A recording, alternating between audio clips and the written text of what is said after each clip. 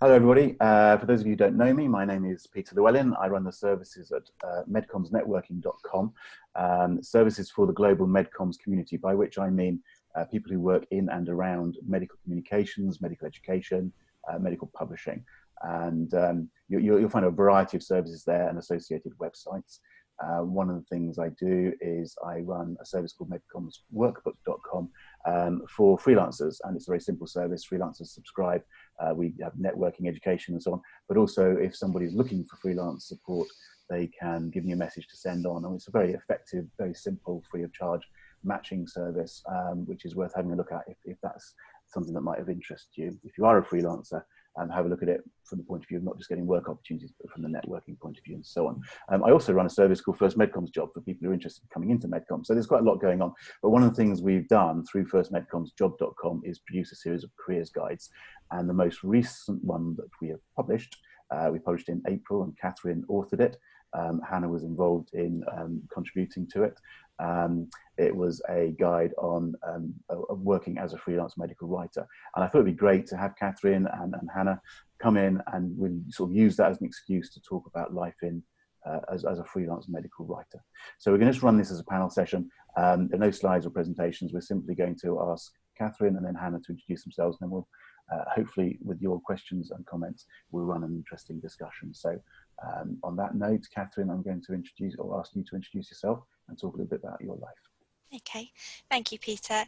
Yeah, I'm based in the UK and I've been freelancing now for 10 years this year. My work tends to cover medcoms and regulatory writing. So I work on a variety of different projects and with a variety of different clients. My background just briefly before that was working in pharma. So I'd had quite a lot of experience in clinical research and medical writing before becoming freelance. And I suppose one of the attractions of going freelance originally was to get a wider variety of work and just develop as a medical writer, because often certainly in large pharma where I was working, you tend to be a little bit siloed. So that's been one great aspect of freelancing that I've really enjoyed is getting a variety of different projects and therapy areas.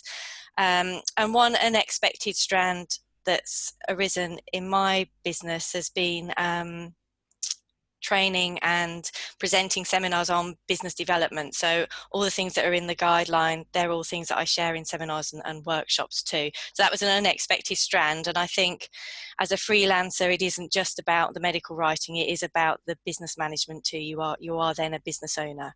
And so that's one of the aspects of, I suppose, freelancing life that maybe not everybody realizes before they make the leap, that interest in business management has certainly been something that's I found really, really interesting and enjoyable.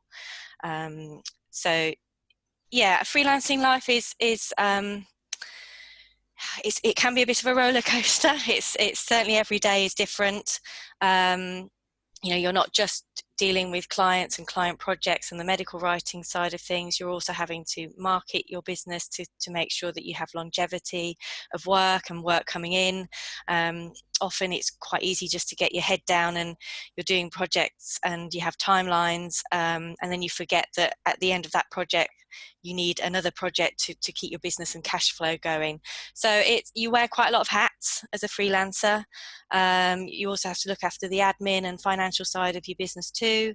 And there is a tendency sometimes, as we all know at the moment where we are, life can send in curveballs, and certainly the COVID-19 situation, none of us saw that coming in a way. So you have to have contingencies, I suppose, in place to help your business survive through some of the dips in work. So yeah, it's certainly not it's not the easiest life, but it's a really enjoyable life. It's very fulfilling. And I chose that life because I wanted to stay at home more,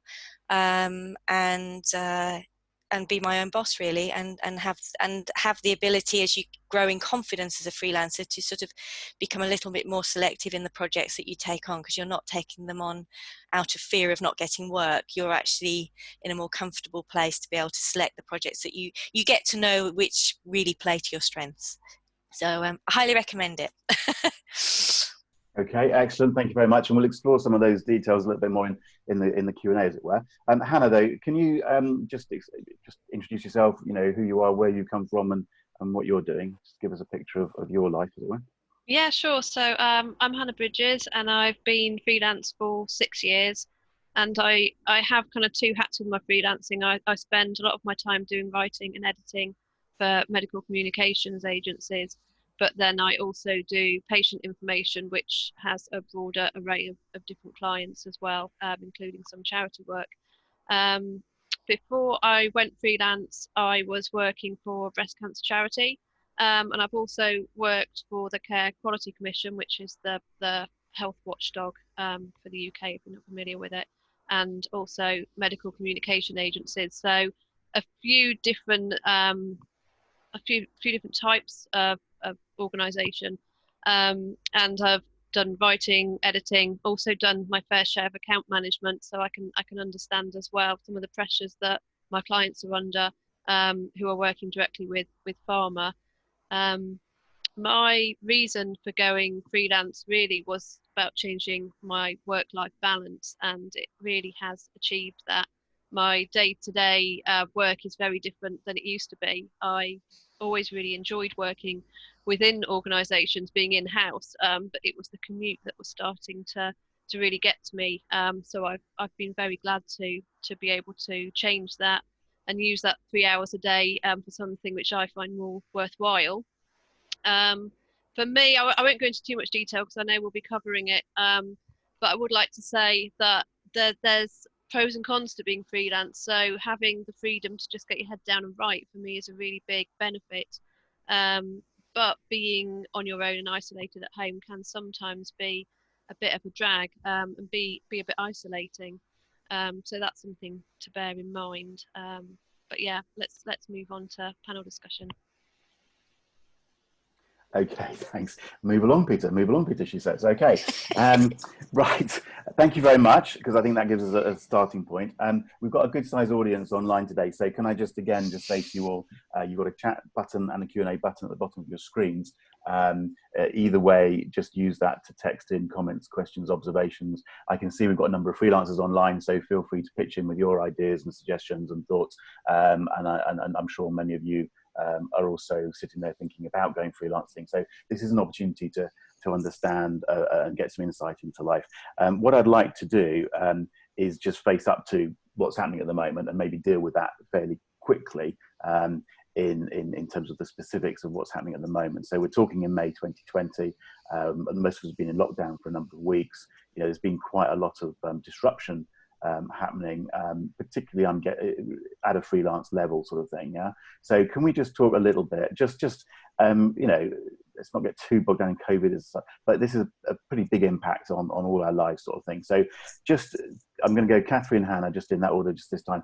Can you just say a few words specifically around that? We're already getting questions coming in very specifically, you know, about that. So just talk a little bit about what happened. Has your work disappeared? Has it gone up? Has it been disrupted? But what differences have you seen in terms of working with the clients and so on? Just a flavour of what's happening at the moment. Yeah. I think initially my work certainly went quieter. I think clients were trying to get their head around the situation, as we all were. And I think they were probably assessing the economic impact of COVID-19. So I didn't have anything cancelled as such, but it certainly, the requests became lower, and some of the projects that were maybe being planned didn't come through. But then over I'd say the last 2-3 weeks, I've seen a pickup of clients asking for me to give them either cost estimates or availability. So I think they're slowly getting back on their feet and getting their head around the situation, and that's reflected in the contacts I've been having. I think also, whilst I've got regular clients, there seems to be, I've had 1 or 2 inquiries for sort of long-term contracts, so fixed-term contracts that have come up. So there is, I think there is still work out there, certainly from what I've seen. Okay, so short-term problem, maybe things are getting back a bit more sort of normal. Just Hannah, what's been your experience the last few weeks? I'll echo what Kathryn said, really. Initially, I did see a drop in work. It depends on the project you're working on. I mean, I was just about to start working on some materials for a conference, so that did go out the window. But a lot of other projects weren't affected, and I'm also seeing that now that companies are starting to find different ways of communicating, getting information out there. They are looking to have more freelance support again. So for me, it hasn't been a big impact, but I know it has been incredibly variable across the freelance pool. Some people have not been affected at all, and others have found that their work's gone down immensely. So it depends really. It's one-to-one basis, but I'd also say from my point of view, my workload's actually ended up going up because I've ended up working on some COVID materials that have needed constant reviews and updates, and trying to put that in amongst my work that I already had planned. So it's ended up being a busy time for me. Yeah. Okay. I mean, I think. Sorry, what I was going to say was, I think it's a good illustration, maybe an extreme illustration of something that some of us would have been talking about a long time ago, and you've touched on, Kathryn. It's like you're running a business, and that you can have ups and downs and unexpected things happen. And when you're a business, you ought to have some cushions in place and some flexibility. And you might lose an account, or you might lose this, or projects get delayed or something. When you're a freelancer and it's just and it's your hours that you're filling, then a project being cancelled or a client disappearing or whatever can suddenly mean that's actually no income for the next few days. And so COVID, to some extent, has just been a big problem like that. And as you said, Hannah, event side of it, I know freelancers who woke up one morning and had weeks, if not months, of work just cancelled. There was no money. So what do you do, sort of thing. Others, maybe on the publication side, there's lots of work to carry on going. And then things have sort of altered. So there's been a big change on the conference side from doing physical events to doing online events, and that's involved a lot of work. There's been other problems, like, again, it's just exacerbating problems that happens in companies all the time, but a number of people working in companies have had to reduce hours or whatever it is. So once the company starts to get things a little bit sorted, and they see that people are having to work less hours, therefore they need a resource, then they're bringing freelancers back into it. Yeah. And so what you're saying, I mean, I've seen very much from my point of view, over as a slightly more of an overview over a number of 8 weeks or so, almost like off a cliff, and then it's sort of picking up again. And it's a lot to do with people sort of shuffling around and finding a new normal, sort of thing. And maybe one of the questions is what's going to happen in the end. But one of the advantages you guys have, if I can put it like this, is the companies have shoved everyone back at home, and there's been lots of things to deal with there, because some people can't work from home for various reasons or whatever. Whereas you guys work from home, don't you? So there's to some extent, you can sort of shrug your shoulders and go, well, that's just business as usual. Yeah. So I'm going to stop talking about it. And you're both nodding at me. I just want to give a flavor, I suppose, of what's happening at the moment. But importantly, this just exacerbates some of the problems that you have as a freelancer anyway. Yeah. But I think Hannah raised a good point, that actually, out of something that's kind of a not a good thing, has actually become an opportunity as well in some place, because I've had some COVID-19 work through that was very urgent, and you work long hours to get these things through. So whilst the work went down as well, there's been opportunities in terms of getting, with our skills as writers, to get material out there for the COVID-19 crisis. I'll add as well that I've found, and maybe it's just the project I happen to be working on, but because my clients are working from home and they're having to interact through Zoom a lot more and through Teams a lot more, I'm finding I'm getting a lot more chat and opportunity to touch base and to have quick phone calls than I normally would have. So it's actually become a little bit more interactive for me, working at home, a bit more collaborative than it used to be. And is it fair to say that could be a problem? I mean, there's a lot of Zoom activity going on. It can take up an awful lot of time. You can sit at home as a freelance writer going, I wish everyone would talk to me, but actually you're getting on with your manuscript and getting it out. And there's a lot of that sort of more social type interaction. You might be getting more involved in that. That can suck up a lot of time, which as a freelancer, you may or may not feel is there's a good side to it, but there's also this is taking up a lot of time that I'm not charging for, sort of thing. Is that a fair comment, or would you disagree with me? From my point of view, there's been a couple of instances where I've thought, I'm really trying to get on with some work, but actually the chats are really helpful, and I think it helps you get to the end result that you want to sooner. Like if you're able to check in on scope or check someone else's opinion on a particular fact, or double check how the client would like to see something presented, it's actually probably saving time. So it's just a case of getting your head around it and remembering you can actually come out your little bubble, and take some time to have those conversations. Yeah, I think clients are, because we've got this fantastic webinars have come on now, so I think I haven't had more meetings, but I think clients they have now a tool in which we can communicate, whether you're in the UK or in a different country or whatever. And I think clients, it's been very helpful to be able to, clients are more likely or more willing to have a kickoff meeting on Zoom than we would have done before. I think we would have been emailing backwards and forwards, but now we're more likely to, I think, to have a Zoom meeting to talk and that can be a very effective, a more effective way of talking to each other and understanding each other than a series of emails, sort of thing. Yeah. So, but it's pros and cons, I guess, isn't it? Jenny's just saying she's freelance for 2 years, currently working reduced hours while I homeschool. Contract ends in June. Wondering what opportunities are out there. I mean, are there opportunities for freelancers with time restrictions? But that's sort of the whole point, isn't it? That a lot of medical writers freelance on various sort of hours and ideas, because they fit it in with other stuff. Not everybody is sitting there doing 40-hour weeks, sort of thing. Although there is the opportunity to do that. So again, just say a few words. I mean, how does it work around the rest of your life, Kathryn? Well, I find it a really good way of working. Like Hannah, I lost my 2-hour commute, so I've got instantly extra time. And I've found over the years, it's taken me 10 years to get here, but you kind of play around with different schedules that fit you and when you work best, and also depending on who you're working with and where they're based in the world. So for me, I tend to get all my admin and stuff done in the mornings, and then sort of sit down from lunchtime onwards and work on projects and stuff, because I just feel I've got everything else out of the way, and then I can focus. And that's the beauty of freelancing, really. And I think providing you've got understanding clients it can work in their advantage too, that you can work all hours of the day and night if you wanted. If you had clients in New Zealand or the other side of the world, as long as I'd only say that you agree that up front, perhaps, and so that you don't have clients kind of contacting you on a Sunday and expecting you to respond back. I think there has to be kind of boundaries put in place. But yeah, flexibility wise, I found it really, really good. And at the end of the day, again, partly this is a mindset or whatever. It's like, you're not a freelancer necessarily working long hours or the hours the client wants. I mean, you can do short little projects which will fit in. And if you want to work 3 days a week, school hours only or something, then that's the sort of work you take on. The trick I always say to people is don't say yes to everything and end up causing yourself problems. You've got to be sensible and communicate with your clients.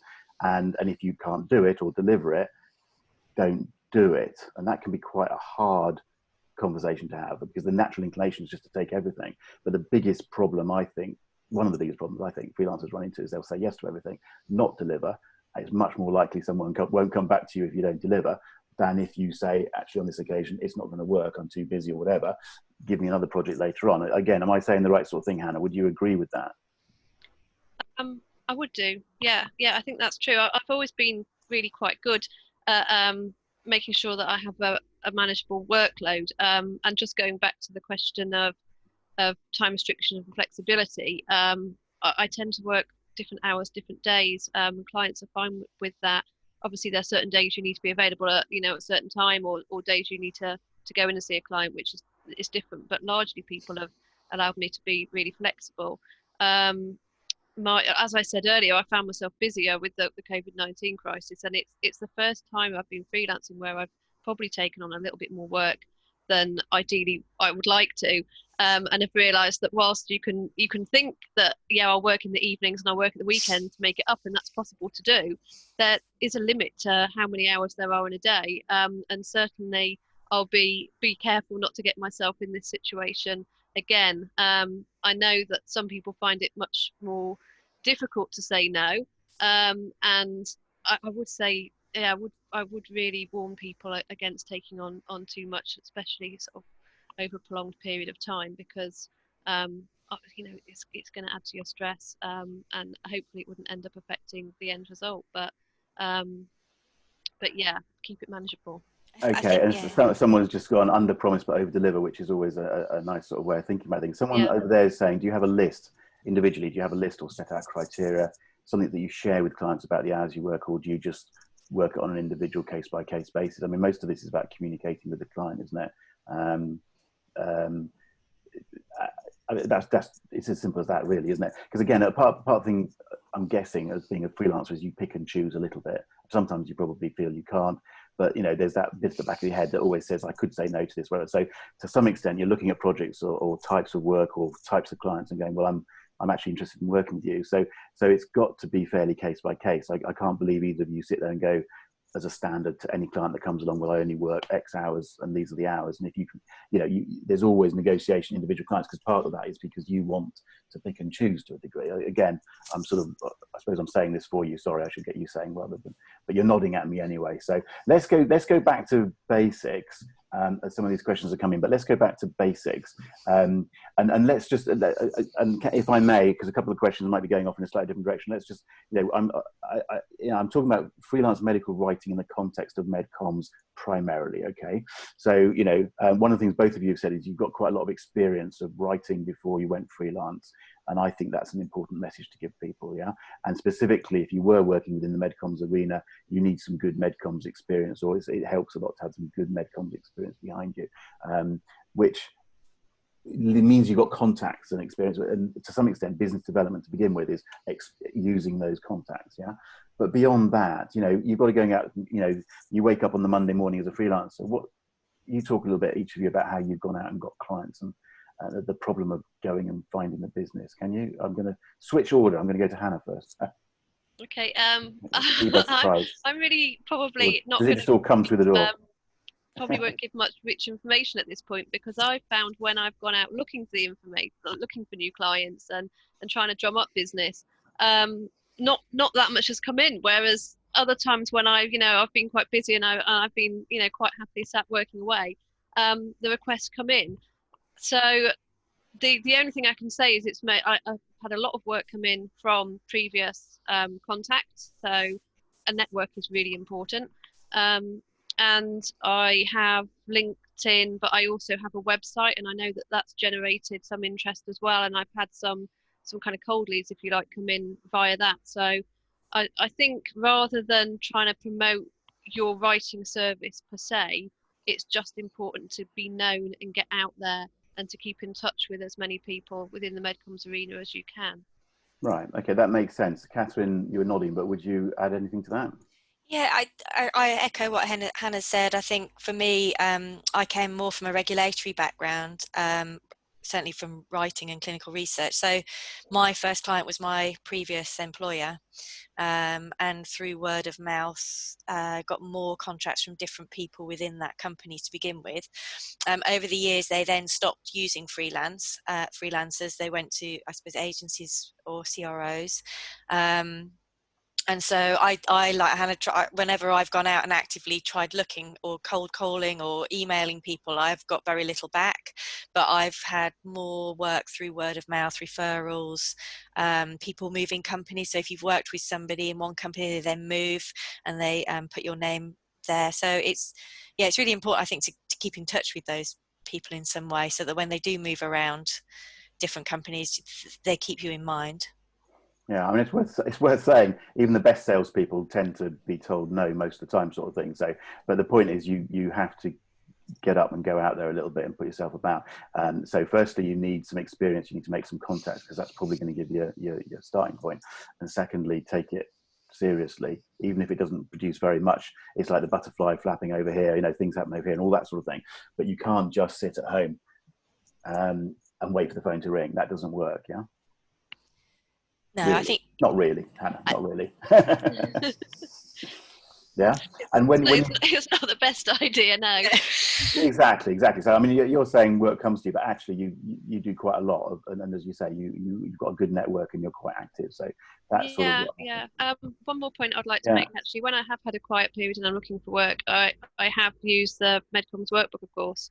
At the moment, there's less requests coming through than there normally would be, but before COVID-19 came along, I think it's fair to say that you'd have 1 to 3 requests a day. So it's a very You're efficient way. slightly over-egging that one, I must admit. I mean, I'm loving the fact that you find it useful and that you're pushing it. But, you know, I mean, just very, very simply, MedComms Workbook, you know, we pass on opportunities. We've sent out 150 in the last year or something. So it's not 3 a day, although sometimes it is, but it goes up and down. But it's a very, very simple, very, very effective way of just getting a message to a bunch of people that can help. And you pick it up and you go, not interested, or yes, that's of interest to me.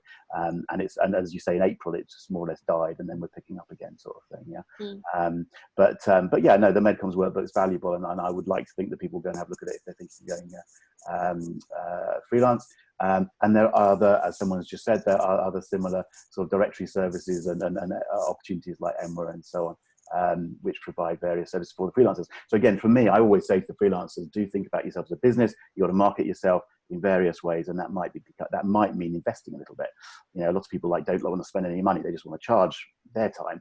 Well, actually, you've got to invest a little bit in what you're doing, and that will be marketing and business development. But it's also the sort of kit you have. I mean, let's just talk momentarily about this. What sort of investment have you had to put into your kit at home, your computers, your internet connectivities, what other stuff comes with running a business? I'm not going to put words in your mouth. I'm going to start with Kathryn. Just give us a flavour of what you have to invest a little bit in to get this business going, Kathryn. Yeah, I mean, I'm go with this. yeah, no, I mean, primarily, obviously, a laptop and internet connection and printer are the basics, and also, I mean, I started off with a desk that I already had, and quickly realised that whilst that was fine when I was employed and doing the occasional working from home, it wasn't good when I was working from home permanently. So I invested in a stand-up, sit-down desk eventually, but a good quality desk and chair, because you're working kind of sometimes 4-6 hours. I'm like Hannah. I try and keep it to a reasonable level for concentration purposes, really. But so yeah, all the IT stuff, a decent printer, and have a backup as well. Have a backup plan. I have a backup laptop in case the one that I use all the time dies, which it has done in the past. And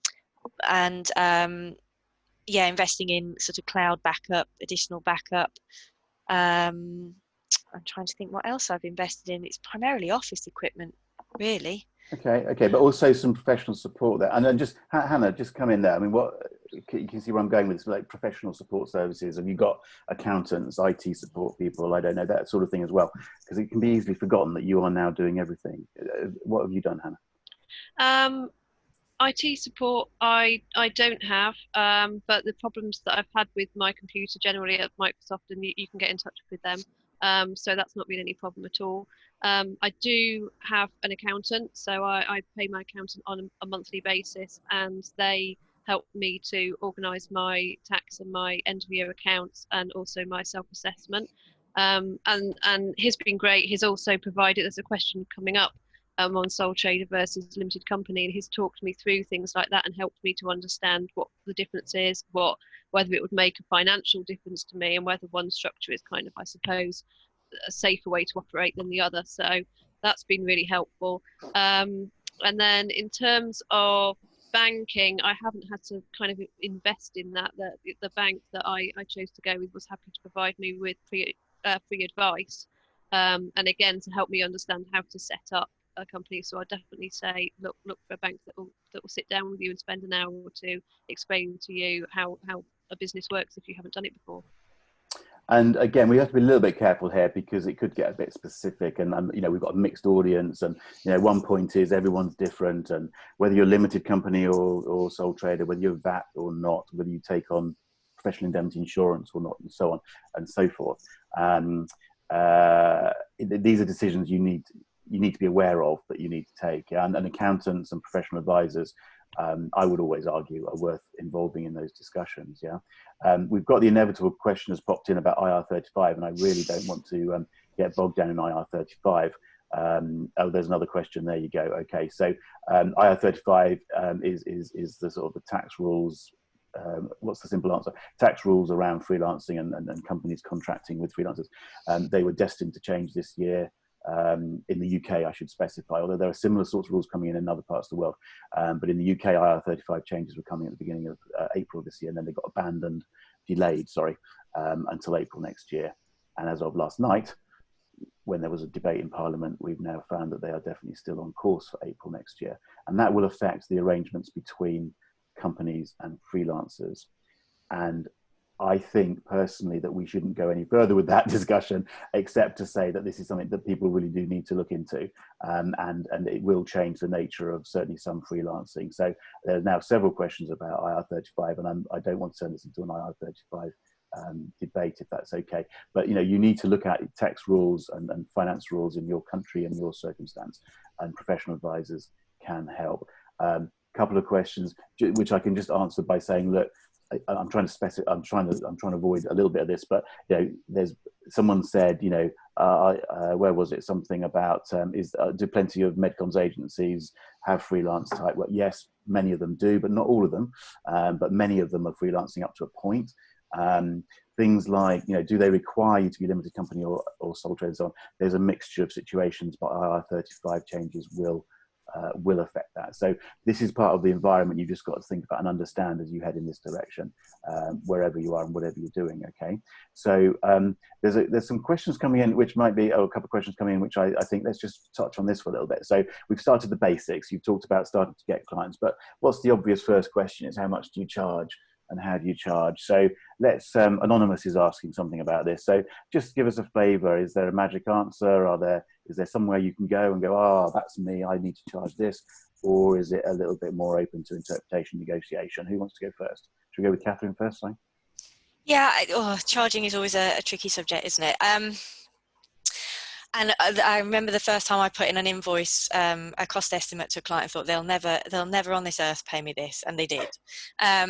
So there is a little bit, it is a bit kind of finger in the air sometimes, but I have to say there are resources out there. And what I did was I spoke to people who were already freelancing and asked. Few were willing to disclose an amount as such, but they could give me a ballpark figure, or and I'd also contracted in medical writers while I was employed, so I had a kind of idea.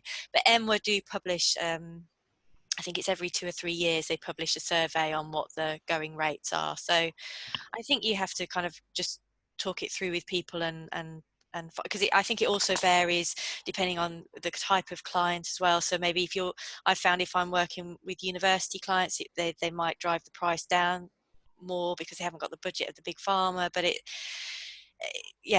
is a little bit sort of from experience and talking to people, really. Yeah, and it's a bit of a game, isn't it? I'd just stand a slight word of caution over something like the MWA survey, which is great, it's out there, but be a little bit careful with it, because it is a bit open to interpretation, and it is a survey. And there's a one that I'm involved in, the annual survey that we're currently doing at the moment, which will provide some clues again about what rates are. AMWA in the States produce every so often a survey data. So just be careful of the survey data, I think, because it's not very hard data. And obviously some clients just go, well, look, this is the budget anyway, so there isn't any negotiation. Other freelancers go, well, that's what I charge, and there isn't any negotiation. So a lot of it is a bit of how do you play it, sort of thing. Hannah, just give us a few words from your point of view. How have you found establishing charging rates and so on? I think you have to use your common sense and go in at the right place, and it depends also on your experience, and I'd say how quickly you work. So and be aware, if you decide you're going to go right up there and charge the very most you can, your client is likely to put you under more pressure in terms of time frame. So you're not necessarily going to come away with more money. So do be mindful of that.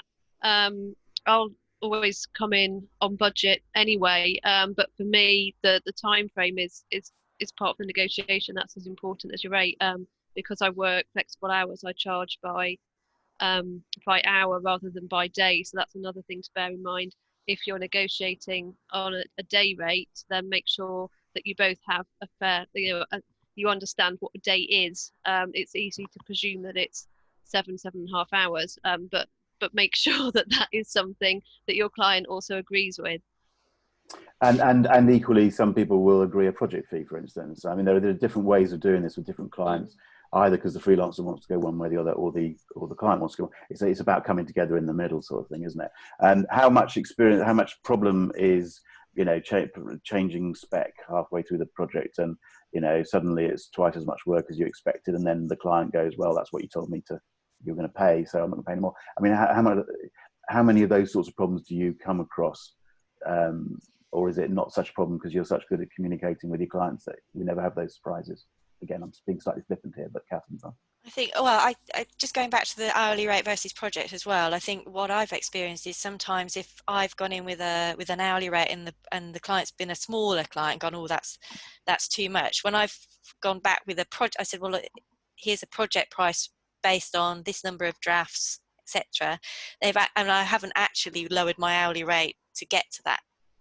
Because they can see an end price, they seem happier, and I think it's a case of, in terms of the changing scope, if you are doing project pricing, then you have to be very specific in your proposal about what that price actually includes. So the number of drafts, even down to, I've done some proposals where you specify the number of meetings and how long those meetings are going to be.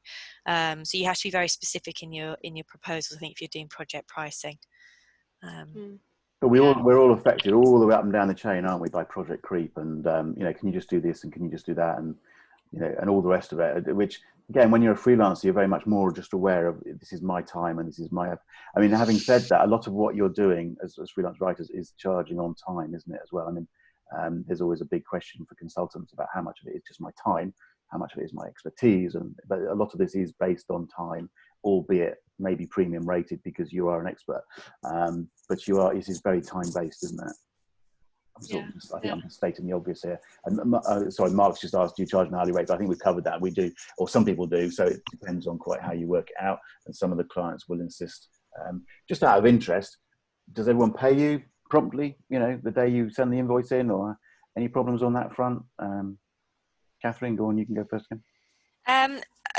The majority of my clients have paid fine and paid on time, but and I think one or two clients have been problematic, and I don't work with them anymore. But I think that's, again, it comes back to experience, and I think you often know when you take on a new client, your gut instinct tells you whether or not it's going to be a good client or not. And sometimes I'd say if you're coming from a place of taking on everything because you're worried about not getting enough work, that's when it starts to unravel a little bit. And I have had to threaten legal advice with one client, but fortunately I had a legal person who could help me, and it was just literally one email saying, we will do this if you don't pay. And it was just one of those things. It was a learning point. I learned a lot from it, and it, thankfully, touch wood, has never happened again. And I think it is just, I knew from the start that the client could be problematic, and it turned out that they were. But on the whole, generally, I think clients are pretty good about paying. Okay, that's good. Excellent, well done. Hannah, would you just nod your head, or have you got any more thoughts on that one? No, it's largely been fine. I mean, there's some variation. Some pay within 7 days, some can take up to 2 months. So you get used to which clients are quicker and which are slower. But I haven't had any big problems with payment now. Good. Okay, but actually, that was an important point I wanted to sort of draw out. That you don't put your invoice in Monday and get paid on Monday, sort of thing. There could be. I mean, hopefully there's been a communication. It's in the contract. It's in the discussions, and you know whether it's 7 days or 2 months. It may not matter so long as you know and you plan around that. The problem is when you put your invoice in saying I want to be paid in 30 days or something, and 3 months later it's not happening. But by and large, you're saying that that's not such a big problem. But there are ways of dealing with it if there are. One more point just to add to that. It pays benefits to find out which day the payment runs off for some companies. Some will do the monthly roll. So if you're sending your invoice the day after that and you're wondering why it's taking so long to be paid, it's partly your problem for the day that you've sent your invoice in. So make sure you're on sync. Yeah. I mean, Anonymous is saying, do you get POs, purchase orders, contracts in place before starting work? I mean, that's good practice, and more is almost, by default. I mean, everyone on all sides is trying to get it more written down. But having said that, it's not always the case, is it? But then that's sort of when it comes back and bites you. So that's why you try and get at least a clear indication.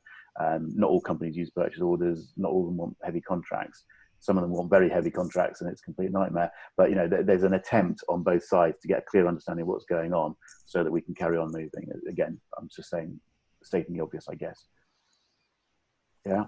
someone's talking about making tax digital and so on. I mean, again, let's not get too far down on that, but this is coming back to your professional advisors, your accountants. Like bookkeeping is something you're going to have to deal with. It can be a pain in the neck. It can be very simple. Increasingly these days, software packaging, all the rest of it, make it relatively simple. In the UK, we're going to tax digital, so we're going to have to do stuff online. And some of us who've been around a bit longer are struggling a bit with some of the online systems, because my little spreadsheet worked fine for 20 years, so why don't I just carry on going with that sort of thing? Yeah. What I'd like to do in the last couple of minutes, I think there's been some very good basics, practical stuff there. And I think we've covered most of those questions, to be honest, that have come in one way or the other. But I just wanted a couple of minutes to wrap up on sort of lifestyle stuff. I don't know, it's like, as a freelance writer, you're at home, I don't know, you can work all the hours or you can work what hours you want, but just give us a flavour of what you do. I mean, make it personal. Why not make it personal? Life-work balance, what's it mean to you, and how's that work for you? Go on. I know the conversation I might get into here, so I don't want to go too far with this, but let's have a minute or two. How do you keep yourself sane sitting at home doing freelance writing? Go on. Shall I go? Oh, sorry. Who's going to go? Do you want to go, Hannah? You go.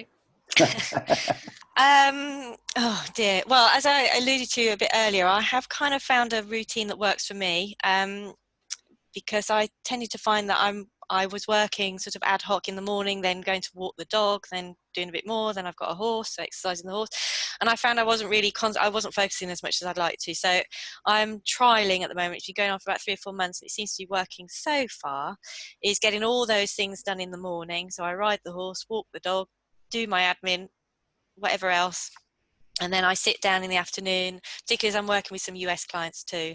So that helps that I work in the afternoon, so that works from a communication thing. But and in terms of keeping sane, I mean, I live on my own with a dog and a cat.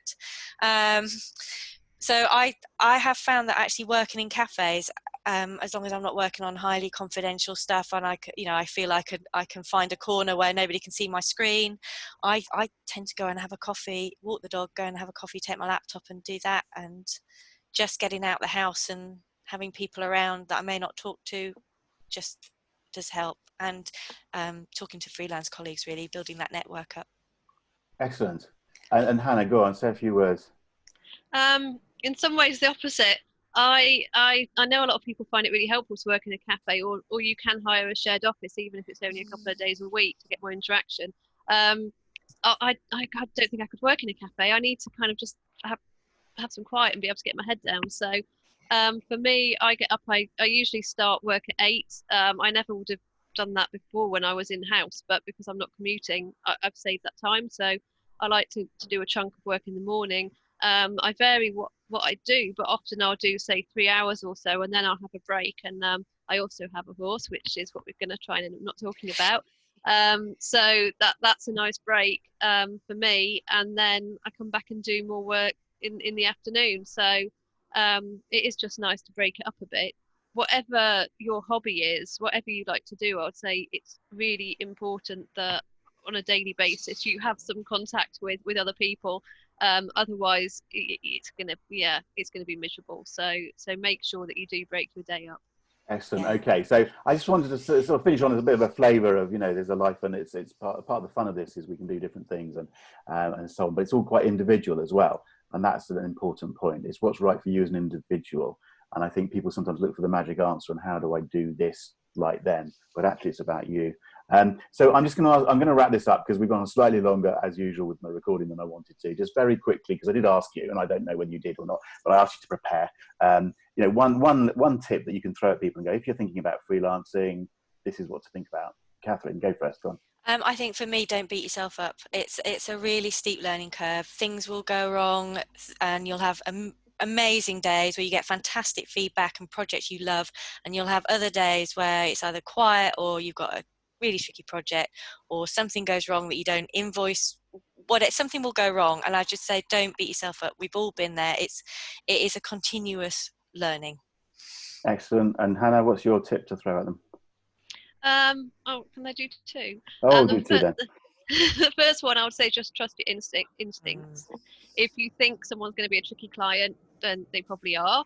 So not necessarily that you don't take the project on, but just make sure you've put the right framework in place, like a scope, so you don't get scope creep. And that leads me on to the other one, which is please make sure you get clear briefs from your client. It's very easy to take on a project and not realise that you haven't got all the information you need. If you're working with a medical communications agency, they'll be really familiar with the client's strategy, and they might just not appreciate that that's not something you're aware of. So take the time to make sure you understand the end goal, you understand the strategy, you know whether you're writing for a global audience or a US audience, all these kind of things. Just make sure you've understood it all up front. Excellent. Okay, look, I'm going to draw a line there, guys. So huge thank you to both of you for coming online. To those of you watching, we're not running away. We've got another 10-15 minutes or so when we can hurry on talking, and there are some more questions that I'd like to address. But for the purpose of the recording, I'd like to say a huge thank you to both of you, Kathryn and Hannah. I'm sure you're happy for me to say that anyone can contact you via LinkedIn. That's the easy way anyway. You'll be happy to have them reach out to you. All I'm going to do is wrap up by saying thank you everyone for watching. If anyone's watching the video, you'll find loads more videos like this at NetworkPharma TV. You'll find lots more activity at MedComsNetworking.com for anyone in and around MedComms, the global community of people working in medical communications, education and publishing and so on. And specifically with the freelance sort of in mind, I do run the service at MedComms Workbook, and it'd be great to have more freelancers join us. And it'd be great if anyone's thinking, actually, I could do with a writer. This is one way. There are other ways of finding somebody. So go and have a look at what we're doing. I'm always happy to hear from anybody. But for the moment today, thank you very much. Stay safe. Okay. And we give a little wave as I start the recording. Bye-bye.